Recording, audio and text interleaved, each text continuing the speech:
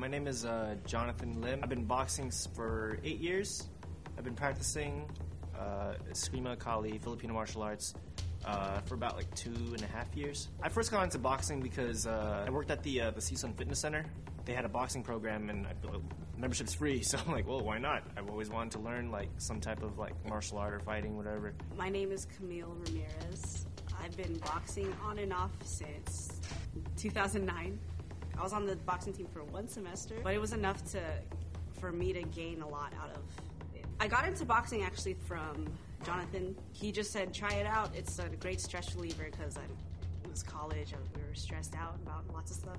So I tried it out for fun. It was free.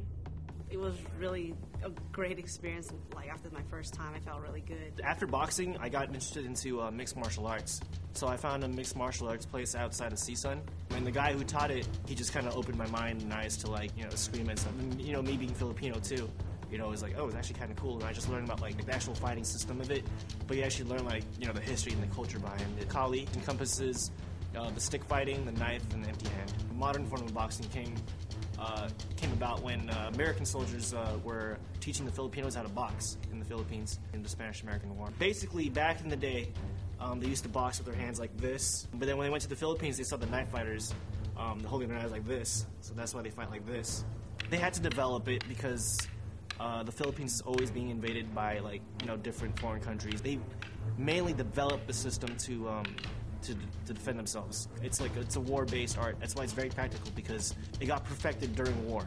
A lot of people died just trying to perfect this art. You learn about Filipino culture. As a Filipino, is a lot more endearing to me. When I started boxing, I was surprised to see how similar it was to learning jazz music, which was my major. You have to do your research, so you have to know their techniques and all that. Then you have to learn the techniques, so you have to learn all the vocabulary.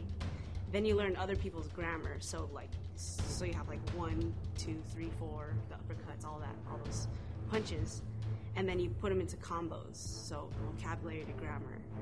And then once you learn the grammar, you kind of develop your own style of fighting. And that's the biggest thing I learned from that, and it just totally applies to music, because you learn the history of it, you learn the vocabulary, the technique, and then you put it into grammar, and then all of a sudden you develop your own style. 3 words to describe martial arts. Tiring at times, painful at times, but fun. Painful because you get hit. Tiring, it's just, if you wanna get good, you have to fall in love with the process of doing all the little things like jump roping, speed bag. Fun just because it's fun, if you want to just learn different cultures, it's pretty interesting. It's intense, it's also calm, and it's rewarding. Intense because you're just getting hit while you're trying to hit them. Calm because you still have to remain focused. Rewarding just because you just feel better at the end.